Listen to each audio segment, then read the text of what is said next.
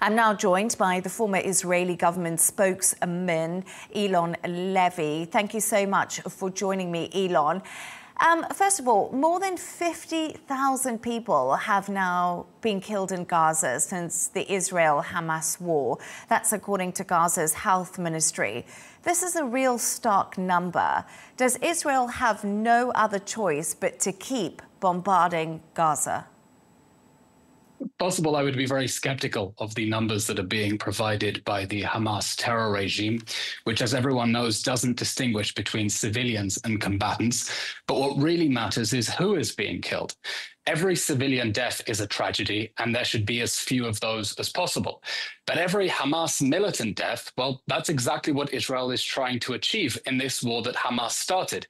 Hamas invaded on October 7th, fired thousands of rockets into Israel, took over 250 Israelis hostage, and Israel says that this war has to end with the total destruction of Hamas's military machine, because otherwise Hamas will do this over and over again.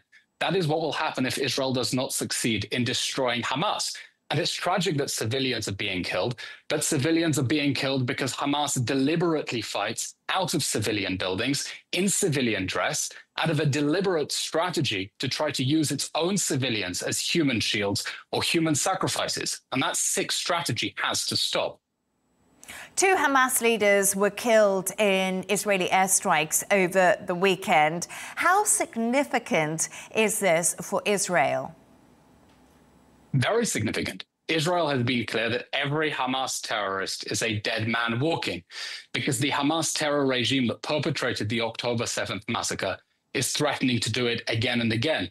Of the 20 members of Hamas's Politburo on the eve of the war, over 11 of those have now been killed, including Ismail Barhoum, who was hiding inside a hospital. And Israel is very clear this war has to end, and it has to end when Hamas is defeated, or when Hamas surrenders and releases all of the hostages. Because Israel cannot allow the Hamas terror regime to continue governing the Gaza Strip. This isn't another round of conflict. This war cannot end with Hamas still in power in Gaza, or it will try to invade Israel again, perpetrate another October 7th massacre again, and we're going to be stuck in the same cycle of violence that we're desperately trying to get out of. Tens of thousands of protesters have actually taken to the streets of Israel in recent days. They say Netanyahu is only motivated by political gain. They want the hostages home, and they have been demonstrating since Israel started strikes on Gaza again. What is your analysis of the situation and the unrest in Israel? There is a huge amount of disagreement and debate in Israel about the way that this war is being handled.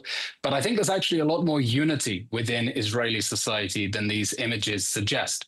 There are people who want Israel to pay any price, pay any ransom to bring the hostages back now. But everyone in Israel agrees that the Hamas terror regime has to be brought down later. No one in Israel thinks that we can continue to live next to the Hamas terror regime as our neighbor. They want to get the hostages out now and destroy the Hamas terror regime later. So the debate inside Israel is not about the goals of the war that Hamas started. It's about the sequencing and how we should go about achieving those goals that everyone agrees on. This war has to end with Hamas no longer governing the Gaza Strip, with all the hostages home, and with no more threat coming from Gaza to Israel. Hamas is still holding 59 hostages, with 24 of them thought to still be alive. Do you have any idea on the statistics of the hostages at the moment since Israel started its offensive again?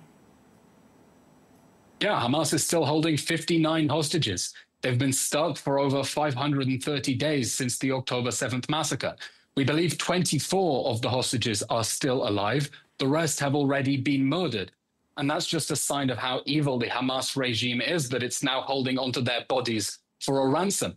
Hamas just released a video with proof of life of two of the hostages. We know from the hostages who are coming back that they are being starved, that they're shackled, that many of them have untreated wounds from October 7th. And Israel is demanding Hamas has to release the hostages immediately and unconditionally. And there is no excuse for holding on to these poor people who were snatched out of their beds 18 months ago.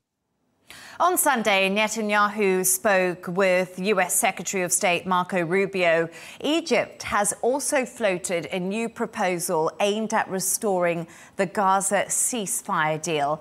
Is there any signal on when these negotiations are going to restart and if Israel is prepared to be involved? Well, Israel has found itself having to resume the military campaign because Hamas was refusing to release the hostages. Israel wanted to extend the ceasefire. It agreed to 2 American proposals to extend the ceasefire. We'll carry on the ceasefire, and in exchange, Hamas will give back hostages. And Hamas resumed. So Israel found itself resuming military action because otherwise Hamas was getting a ceasefire for nothing. And Israel is saying it will be willing to go back to negotiations on going back to the ceasefire if Hamas is serious about releasing hostages, not if it's just trying to drag out the talks to buy time and remain in power in Gaza, plotting for the next round of war. Eylon Levy, former Israeli government spokesperson, thank you for joining me. Anytime.